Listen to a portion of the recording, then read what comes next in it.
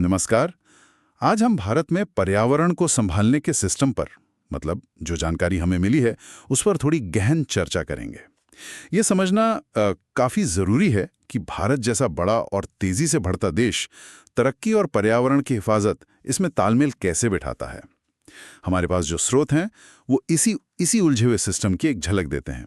तो चलिए इस पर थोड़ा विस्तार से बात करते हैं। स्रोत बताते हैं कि पर्यावरण को संभालने में सरकार की नीतियां हैं, संस्थाएं हैं, कानून है और हाँ, हम जैसे नागरिकों की कोशिशें भी शामिल हैं। तो सबसे पहले देखते हैं कि कौन कौन सी संस्थाएं इसमें मुख्य भूमिका निभा रही हैं। सबसे ऊपर तो पर्यावरण, वन और जलवायु परिवर्तन मंत्रालय है, MOEFCC जिसे कहते हैं। मुझे लगता है यही मुख्य नीतियां और योजनाएं बनाता है। हाँ बिल्कुल, वो शीर्ष निकाय है। फिर आते हैं केंद्रीय और राज्य प्रदूषण नियंत्रण बोर्ड, CPCB और SPCB। अच्छा। इनका काम है मानकों को लागू करवाना और ये देखना कि सब ठीक से चल रहा है या नहीं, मतलब निगरानी रखना। ठीक है। और हाँ, एक दिलचस्प बात यह भी है कि पर्यावरण के मामलों के लिए एक खास अदालत जैसी संस्था भी है, नेशनल ग्रीन ट्रिब्यूनल, NGT। हाँ, NGT सुना है, 2010 में बनी थी शायद। बिल्कुल, 2010 में। इसका मकसद ही यही था कि पर्यावरण से जुड़े जो झगड़े हैं उनका जल्दी निपटारा हो। इसने कई अहम फैसले भी दिए हैं, जैसे दिल्ली में पुरानी डीजल गाड़ियों पर रोक या गंगा किनारे अवैध निर्माण हटाने के आदेश।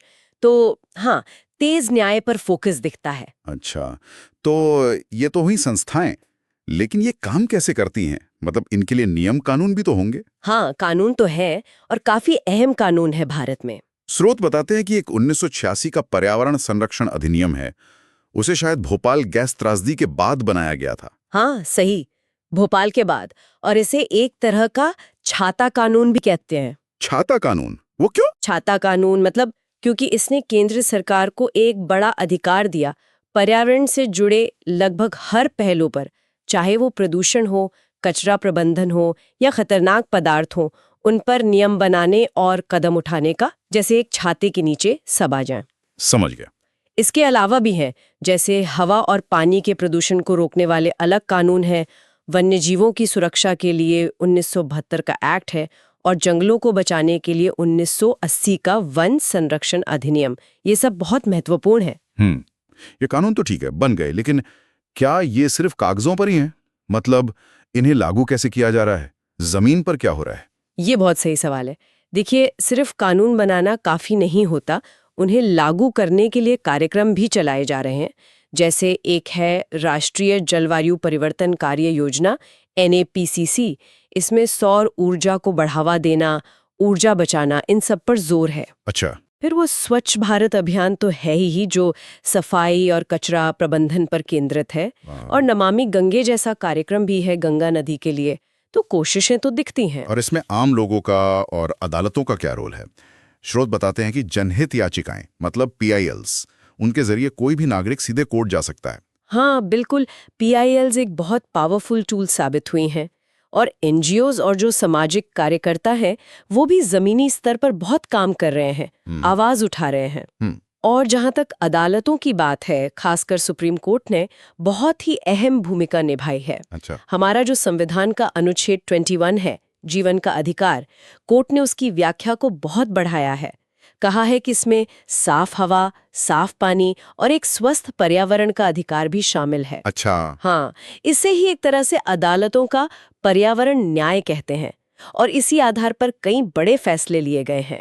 सुनने में तो ये सब बहुत व्यवस्थित लग रहा है। मंत्रालय, बोर्ड, कानून, कार्यक्रम, अदालतें।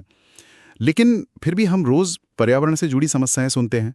दिक्कतें कहाँ आ रही हैं? चुनौतियां क्या हैं? हाँ, चुनौतियां तो हैं और कई हैं। स्रोत भी यही बताते हैं।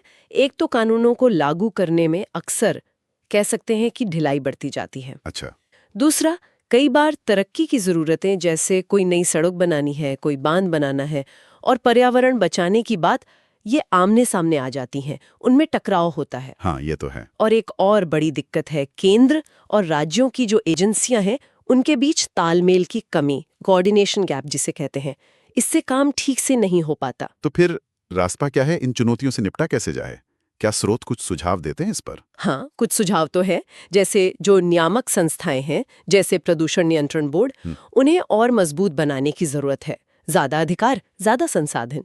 ठीक है। दूसरा, फैसले लेने की प्रक्रिया में स्थानीय लोगों की भागीदारी बढ़ाई जानी चाहिए। आखिर वो सीधे तौर पर प्रभावित होते हैं, है ना? हाँ, बिल्कुल। और आजकल की तकनीक का इस्तेमाल, जैसे सैटेलाइट इमेजिंग से निगरानी रखना कि कहीं अवैध कटाई तो नहीं हो रही या प्रदूषण तो नहीं फैल रहा, इससे नियमों का पालन बेहतर हो सकता है। जागरूकता फैलाना भी बहुत जरूरी है। तो मतलब कुल मिला के देखें तो भारत का जो पर्यावरण संभालने का सिस्टम है वो एक मिलीजुली तस्वीर पेश करता है। इसमें सरकार हैं, कानून हैं, अदालतें हैं, नागरिक भी हैं, और ये सब मिलकर लगातार कोशिश कर रहे हैं विकास और पर्यावरण के बीच एक संतुलन बनाने की। बिल्कुल सही कहा, ये एक लगातार चलने वाली प्रक्रिया है।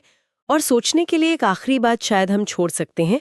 स्रोत ये इशारा करते हैं कि भारत के पास कानून और नीतियां तो कागज पर काफी मजबूत हैं, इसमें कोई शक नहीं, लेकिन असली चुनौती उन्हें जमीन पर असलियत में असरदार तरीके से लागू करने में है। तो भविष्य में ये देखना दिलचस्प होगा कि तकनीक और समुदाय की भागीदारी मिलके इस कमी को, इस गैप को कैसे भर पाते हैं।